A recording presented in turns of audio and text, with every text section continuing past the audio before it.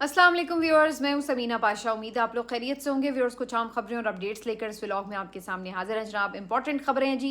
इमरान खान साहब के हवाले से जो इंटरनेशनल प्रेशर है वो एक दफ़ा फिर बढ़ता हुआ महसूस हो रहा है।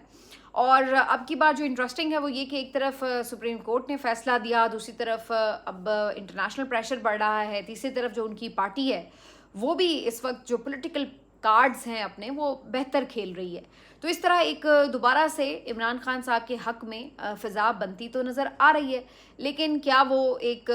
आप कह सकेंगे कि किसी मंतकी अंजाम तक पहुंचेगी, इस पर बात करेंगे आज। मुराद सईद साहब का एक बहुत इंपॉर्टेंट आज ट्वीट आया है, उस पर भी गुफ्तगू करेंगे। इसके साथ साथ पीटीआई का अगला प्लान क्या नज़र आ रहा है, कुछ खबर लेंगे कि जो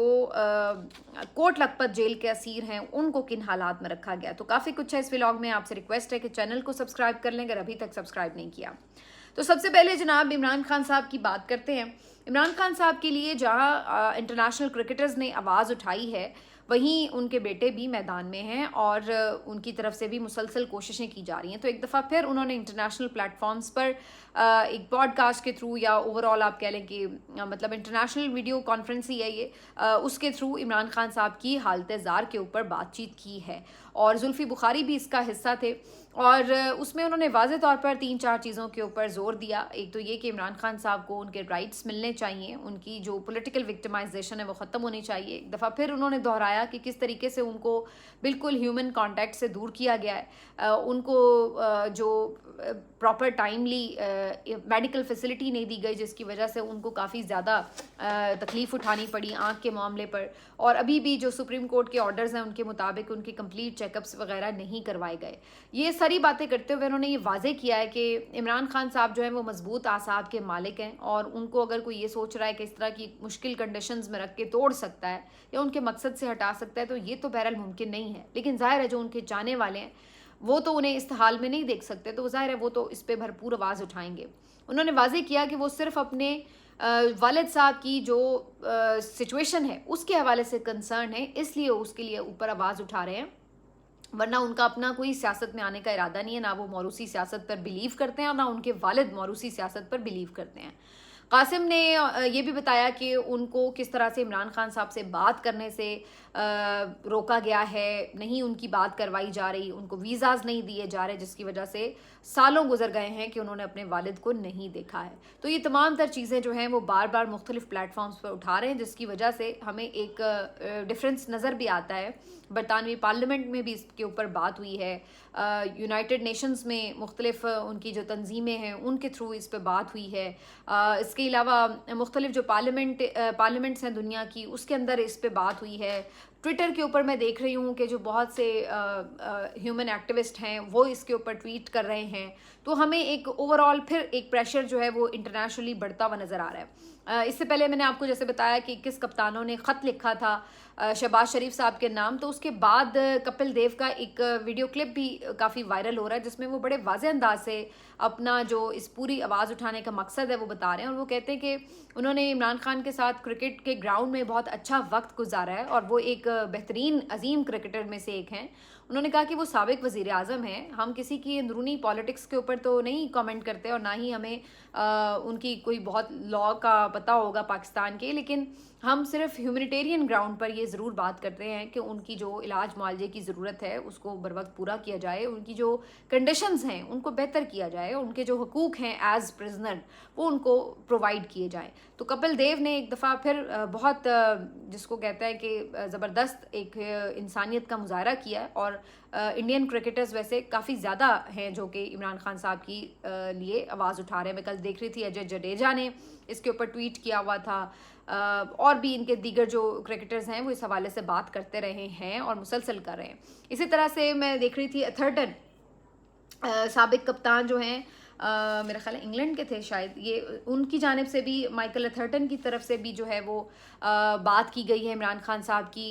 कैद तन्हाई के हवाले से। उन्होंने भी इसी तरह से आवाज़ उठाई है कि उनके लिए हालात को बेहतर किया जाना चाहिए। तो एक बहरहाल उसका एक इफ़ेक्ट तो आता है ना। देखिए आप मुसलसल रखा है, उस पर बहनें आवाज़ उठाती रही हैं, उसके ऊपर मीडिया पे खबरें चलती रही हैं इंटरनेशनली, तो उसके बाद लोगों तक सही बात पहुंचती है, उन्हें पता चलता है कि इमरान खान को किस कंडीशंस में रखा गया है اور اسی وجہ سے اب وہ آوازیں جو ہیں آہستہ آہستہ تعداد میں بھی زیادہ ہو چکی ہیں اور ظاہر مؤثر بھی ہو رہی ہیں. تو ایک پریشر اس کی وجہ سے حکومت کے اوپر بھی بلڈ اپ کہیں نہ کہیں ہوتا تو ہے. بہرحال دوسری طرف ہمیں جیسے میں نے کہا کہ پی ٹی آئی جو ہے وہ بھی اپنی طرف سے پریشر بلڈ اپ کرنے کے لیے اب لانگ مارچ اناؤنس کر چکی ہے, اور اس لانگ مارچ کو آپ کہہ سکتے ہیں کہ اب عمران خان کی حمایت حاصل ہے, کیونکہ بہرحال ظاہر عمران خان کو پتہ چلا ہے کہ سہیل آفریدی نے 27 ستمبر کی ڈیٹ دی ہے, اور انہوں نے وہ ڈیٹ چینج نہیں اگر کروائی تو دیٹ مینس کہ وہ اس ڈیٹ کے ساتھ کھڑے ہیں. اور اس کے بعد اب جو پی ٹی آئی ہے وہ اس کے اوپر مزید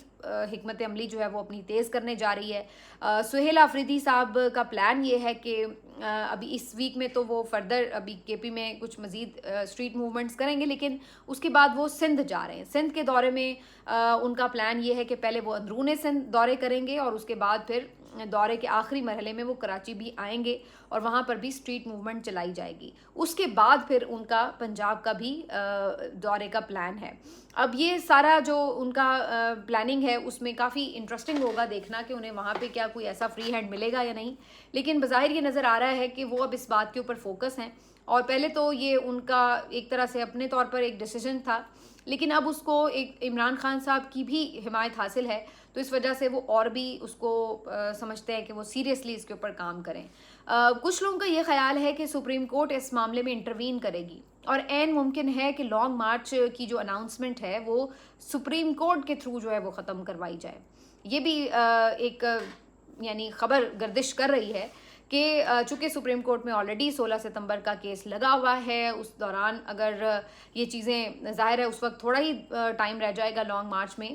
تو عین ممکن ہے کہ یہ بارگیننگ پوزیشن میں رکھا جائے معاملہ کہ بھائی ہم یہ فیسلٹیز اگر دے رہے ہیں تو آپ اس کو لانگ مارچ کو جو ہے وہ کینسل کروائیں. اور یہ بیک ڈور بھی ہو سکتا ہے, سپریم کورٹ کے تھرو بھی ہو سکتا ہے, تو اس میں کوئی بھی آپشن جو ہے وہ آپ خارج الامکان قرار نہیں دے سکتے. لیکن بہرحال پی ٹی آئی کا جو ابھی تک کا سٹانس ہے وہ یہی ہے کہ ہم نے لانگ مارچ تو ان اینی کیس کرنا ہے, اور اس کے لیے وہ اپنی تیاریاں جو ہیں وہ اس کو آگے بڑھا رہے ہیں. اس میں ان کی کوشش یہ بھی ہے کہ لانگ مارچ سے پہلے JUIF وہ پارلیمان کی حد تک تو ان کے ساتھ آ ہی چکی ہے, وہ سڑکوں کی حد تک بھی ان کے ساتھ جوائن کر لے. اگر ایسا ہوتا ہے تو پھر تو پی ٹی آئی کو بہت ایک جس کو کہتے ہیں آپ کو بڑی میسو سپورٹ مل سکتی ہے, کیونکہ مولانا فضل الرحمان صاحب کی بہرحال ایک اسٹریٹ پاور تو ہے, اور دوسری طرف ظاہر ہے کہ ان کے ساتھ وہ طریقہ کار اپنایا نہیں جاتا جو پی ٹی آئی کے نہتے معصوم کارکنوں کے ساتھ اپنایا جاتا ہے. تو لہٰذا اگر ان کی بھی ان کو ساتھ کمک مل جاتی ہے تو یہ ایک بہت بڑا لانگ مارچ ہو سکتا ہے. لیکن مولانا بھی آپ کو پتہ ہے کچی گولیاں نہیں کھیلتے, بلا وجہ وہ اپنا اتنا بڑا وزن جو ہے وہ ان کے پلڑے میں تو نہیں ڈالیں گے. تو ابھی اس کے لیے کچھ مراحل باقی ہیں, اور یہی وجہ ہے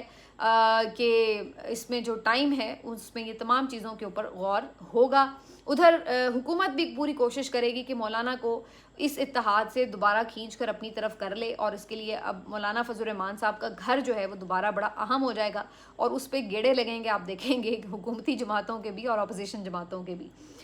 لیکن اس دوران میں خواجہ سعد رفیق صاحب جو کہ آپ کو پتہ ہے PMLN میں ایک سین وائس ہیں, انہوں نے ایک ٹویٹ کیا ہے, اور وہ بڑا ان کا امپورٹنٹ ٹویٹ ہے. وہ پھر سے یہ اپنی حکومت کو, اپنے سسٹم کو یہ بارآور کرانے کی کوشش کر رہے ہیں کہ جناب پہلے ہی بہت دیر ہو چکی ہے, بہت نقصان ہو چکا ہے, تو نت نئے تجربے نہ کریں, اس بات کو انڈرسٹینڈ کریں کہ ہم نے ایک سیریس کنٹری بننا ہے, اور ہم نے جو ہے طریقے کے ساتھ ایک پراپر سسٹم کے ساتھ جو ہے وہ چلنا ہے. ایک دوسرے کی ٹانگیں کھینچنے سے, ایک دوسرے کے مفادات کو نقصان پہنچانے کے اوپر, ایک دوسرے سے دشمنی کرنے کے اوپر پہلے ہی بہت بھگت چکا ہے یہ ملک, تو اب اس کو مزید متحمل نہ کریں اس چیز کا. تو وہ اس چیز کا ایک دفعہ پھر اپنی پارٹی کو بھی سجیشن دے رہے ہیں کہ بہت ہو چکی لڑائی, اب آپ ایک گرینڈ ڈائلاگ کا آغاز کریں جو نہ صرف یہ کہ تمام سیاسی جماعتوں کے مابین ہو بلکہ اسٹیبلشمنٹ بھی اس کا حصہ ہو, اور پھر جو ہے وہ آگے بڑھنے کا راستہ متعین کریں, کیونکہ ہم پہلے ہی ایک بہت گہری کھائی کے بالکل دھانے پہ کھڑے ہوئے ہیں. تو خواجہ سعد رفیق صاحب ایک سین وائس ہیں, لیکن بات یہ کہ اس دور میں آپ کو پتہ ہے کہ سین وائس کوئی سننے کے لیے تیار ہی نہیں ہے. اس دور میں صرف یا تو پالیسیوں کو سنا جا رہا ہے یا پھر ٹوٹلی جو ایک انقلابی آوازیں ہیں وہ ہمیں نظر آ رہی ہیں. تو درمیانی کوئی آواز جو ہے اس کو ایسا لگتا ہے کہ کوئی پذیرائی ہی نہیں ملتی, اور نہ ہی اس کو کوئی سننے کے لیے تیار نظر آتا ہے. مراد سعید صاحب نے ایک بہت امپورٹنٹ ٹویٹ کیا ہے جو ملک کے اس وقت حالات ہیں خیبر پختونخوا کے, بلوچستان کے, تو اس کے حوالے سے مراد سعید صاحب نے بھی اپنے کنسرنز کا اظہار کیا. مراد سعید صاحب نے فوج کے لیے بیسکلی ایک میسج بھیجا ہے, اسٹیبلشمنٹ کے لیے میسج بھیجا ہے کہ جو آپ کا ان علاقوں میں ایک پروگرام ہے آگے کے لیے, یا جو آپ پالیسی بنا رہے ہیں, وہ کسی طور بھی آپ کے لیے مفید ثابت نہ ہوگی. خاص طور پر وہ اس بات کا ذکر کر رہے ہیں جس کا ذکر پہلے مولانا فضل الرحمان صاحب کر چکے ہیں, یعنی امن لشکر کی تشکیل. تو مراد سعید صاحب یہ کہہ رہے ہیں کہ آپ نے جو پہلے امن کمیٹیاں بنانے کی بات کی ہے, اس سے پہلے بھی آپ کو پتہ ہے جب بھی کبھی آپ نے عام لوگوں کے ہاتھ میں کوئی اسلحہ پرووائڈ کیا ہے کہ جی آپ نے دہشت گردوں سے لڑنا ہے یا آپ نے دشمنوں سے لڑنا ہے, تو اس کے بعد جب کبھی بھی آپ کی پالیسی تبدیل ہوتی ہے تو پھر آپ کو یہ یاد رہنا چاہیے کہ وہ پھر اسلحے کا رخ کس طرف ہوتا ہے. تو یہ بہت امپورٹنٹ بات جو مراد سعید صاحب کہہ رہے ہیں کہ آپ اگر زور زبردستی کوئی امن لشکر بنوا بھی لیں گے تو آپ یہ سوچئے کہ کل کو آپ کی اگر پالیسی بدل گئی تو پھر بعد میں ان کی بندوقوں کا رخ کس طرف ہوگا اور اس سے کون نمٹ رہا ہوگا. تو یہ بڑی کنسرن کی چیزیں ہیں جو ساری انہوں نے کی ہیں. کرم میں ایک اور ڈرون اٹیک ہوا ہے اور اس کی وجہ سے ایک اور غم و غصہ پایا جا رہا ہے. وہاں پر جو مناظر آئے ہیں وہ بہت خوفناک بھی ہیں, اور یہی وہ چیزیں ہیں جس کے اوپر مسلسل مراد سعید صاحب آواز اٹھا رہے ہیں. جو وہاں کے رہائشی ہیں ان کے ہم جرگے دیکھتے ہیں اور وہ ان چیزوں کے اوپر نالا ہیں, ان پالیسیوں سے وہ اختلاف رکھتے ہیں, اتفاق نہیں کرتے, اور یہی وہ چیزیں ہیں جو کہ بعد میں ایک لاوا بن جاتی ہیں. لیکن جیسے میں نے شروع میں بات کی کہ اس وقت ایسا لگتا ہے کہ کوئی اپنی ہی پالیسی صرف نافذ کرنا چاہتا ہے اور وہ کوئی دوسرے کا مشورہ لینے کا مجاز نہیں ہے. کچھ ایسی صورتحال جو ہے وہ ہمیں نظر آتی ہے. اچھا جی, کچھ کوٹ لکھپت جیل کی بھی صورتحال کی بات کریں گے. وہاں پر آپ کو پتہ ہے کہ جتنے قیدی ہیں وہ بیچارے بڑے عمر رسیدہ ہیں, چاہے وہ اجاز چودھری صاحب ہوں, محمود الرشید صاحب ہوں, یاسمین راشد صاحبہ ہوں, عمر سرفراز چیمہ صاحب ہوں, شاہ محمود قریشی صاحب ہوں. اور ظاہر ہے اس ایج میں آپ کو پھر مختلف قسم کی ایلمنٹس کا بھی سامنا کرنا پڑتا ہے. ابھی جو محمود الرشید صاحب کے حوالے سے خبر آئی وہ کافی تشویشناک تھی. پتہ یہ چلا کہ ان کو رسولیاں ڈائگنوز ہوئیں, ان کو اسپتال شفٹ کیا گیا, 2 گھنٹے کے اندر ان کی سرجریز ہوئیں اور اس کے بعد ان کو واپس جیل بھیج دیا گیا. یعنی آپ کی باقاعدہ ایک سرجری ہو رہی ہے اور اس کے بعد آپ کو 24 گھنٹے بھی ایون جو ہے وہ ہاسپٹل میں انتہائی نگہداشت میں نہیں گزارنے دیے گئے اور ان کو فوراً واپس جیل بھیج دیا گیا. تو یہ اس قسم کا جو ایک شفقانہ رویہ ہے یہ بالکل سمجھ سے باہر ہے. میں کل علینا شگری صاحبہ کے ساتھ جو ان کے پی ٹی آئی کے رہنما اور ان کے وکیل ہیں یاسمین راشد صاحبہ کے بیرسٹر تیمور ملک صاحب, ان کا انٹرویو دیکھ رہی تھی تو وہ ڈاکٹر یاسمین راشد صاحبہ کے حوالے سے یہ بات کہہ رہے تھے کہ بہت وہ اس بات کا خدشہ محسوس کرتے ہیں کہ اللہ نہ کرے کہ ڈاکٹر یاسمین راشد صاحبہ کے حوالے سے کوئی بری خبر آ جائے, کیونکہ وہ بیمار رہی ہیں, کینسر سروائیور ہیں, تو وہ بہت ولنریبل ہوتی ہیں. ظاہر ہے کسی بھی طرح کی اگر کوئی خدا نہ خواستہ وہاں پہ کنڈیشنز اتنی سخت ہیں تو بار بار کوئی نہ کوئی آپ کو پرابلمز ہو جاتے ہیں, صحت کے مسائل ہوتے ہیں, اور وہاں پر آپ نے اس عورت کو ایک دن کے لیے بھی بیل جو ہے وہ گرانٹ نہیں کی ہے. اس قدر سختی ہے اور اس قدر شفافیت ہے. اور یہ وہ معاملہ ہے جس کے اوپر خود پی ایم ایل این کے بھی چند لوگ جو ہیں وہ اس کے اوپر بات کر چکے ہیں کہ at least doctor Yasmin Rashid صاحبہ کے لیے تو تھوڑی گنجائش نکالنی چاہیے کہ انہیں آپ کم از کم کوئی جو ہے وہ بیل گرانٹ کریں, کم از کم وہ اپنا علاج پراپر کروا سکیں. ان کو بھی بیچاری کو جو ہے وہ جیل میں رکھا ہوا ہے اور ان کے متعلق بار بار خبریں آتی رہتی ہیں کہ وہ بیمار ہیں اور بار بار لائٹ چلی جاتی ہے, کبھی پانی کے وہاں مسائل ہیں, بہت ساری تکلیفیں ہیں. لیکن وہ خاتون بھی کوئی عزم و ہمت کا پہاڑ ہے کہ ذرا وہ اس پہ گھبراتی نہیں ہے. لیکن بات یہ کہ کوئی اگر ہمت حوصلے کا پہاڑ ہے تو اس کا مطلب یہ تو نہیں کہ اس کے اوپر ظلم توڑتے ہی چلے جاؤ. تو اب یہی بات محمود الرشید صاحب کے حوالے سے مجھے پتہ چلی ہے. اجاز چودھری کا آپ کو پہلے ہی ہم بتا چکے ہیں کہ ان کے بھی کڈنیز وغیرہ کے ایشوز ہیں اور بہت سارے مسائل ہیں صحت کے. تو اس کے باوجود بھی ان لوگوں کے اوپر سختیاں ختم نہیں ہو رہی اور کوئی ان کے اوپر جو ہے وہ ہیلنگ ٹچ آپ جو دے سکتے ہیں ریاست کی طرف سے وہ نہیں دیا جاتا. تو یہ بہت ہی ایک ایسی چیز ہے جس کی وجہ سے میں سمجھتی ہوں کہ اگر کوئی ٹمپریچر کم کرنے کی بات بھی ہو یا کوئی گرینڈ ڈائلاگ کی بات بھی ہو تو وہ پھر بن ہی نہیں پاتا ماحول. ان کا جو آغاز ہے وہ انہی چیزوں سے ہو سکتا ہے نا کہ آپ تھوڑا سا اپنے اندر گنجائش پیدا کرتے ہیں, آپ ان کی خواتین کو بیل گرانٹ کرتے ہیں, ان کی جو بیچاری وہ فلک سنم وغیرہ یہ وہ کتنی دفعہ 18 دفعہ ان کی پیشیاں ہو گئی, ریکارڈ پیش نہیں کیے جا رہے, کیس آگے نہیں چل رہے, لیکن بس ایک ظلم و ستم کا کارواں ہے جو چلتا چلا جا رہا ہے. اور پھر جو بزرگ ہیں ان کی تو میں آپ کو بتا ہی رہی ہوں جو صورتحال ہے. تو یہ جب چیزیں ہوں گی تو پھر کیسے کوئی گرینڈ ڈائلاگ جو ہے وہ آگے بڑھ سکتا ہے. اور اللہ نہ کرے اگر واقعی جس طرح بیرسٹر تیمور ملک صاحب خدشہ ظاہر کریں کوئی ایسی انہونی اور کوئی ایسی خوفناک خبر جو ہے وہ کوٹ لکھپت سے آتی ہے تو اس کا ذمہ دار پھر کون ہوگا؟ پھر آپ بعد میں ساری زندگی سیاست کرتے پھریں، آپ کے اوپر سے وہ داغ نہیں کبھی دھلے گا۔ آج میں دیکھ رہی تھی فواد چودھری صاحب نے یہ بات لکھی ہوئی تھی مریم نواز کے لیے، اور بالکل صحیح لکھی تھی کہ یہ آپ کا پہلا ٹینیور ہے، اور اس میں آپ نے جو یہ ظلم کی داستانیں رقم کی ہیں کہ آپ نے اپنی سیاسی مخالفین کے لیے جو رویہ اپنایا ہے،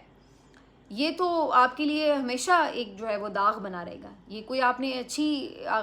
یعنی آغاز تو نہیں کیا، کوئی اچھی ابتدا تو نہیں کی اپنی سیاسی اننگز کی، لیکن بہرحال مریم نواز صاحبہ تو جس تکبر اور انتقام کے جذبے سے سرشار ہیں، ان کو تو اپنے علاوہ کچھ دکھتا ہی نہیں ہے، اور نہ ہی کسی کی تکلیف انہیں جو ہے وہ تکلیف نظر آتی ہے۔ تو بس یہ ابھی تک کی سچویشنز ہیں اور فی الحال ایسے ہی چل رہی ہیں۔ لیکن بہرحال جی اگین وہی بات ہے کہ جو جتنا اس کا ظلم کرتا ہے الٹیمیٹلی اس کا کہیں نہ کہیں اختتام تو ہوتا ہی ہے، اور اب یہ رب کی ذات کو ہی پتہ ہے کہ اس نے ظالم کی رسی جو ہے وہ کتنی دراز کرنی ہے اور کتنی ڈھیلی کرنی ہے۔ ملتے ہیں آپ سے اگلے ویلاگ میں، اپنا خیال رکھیے، اللہ حافظ۔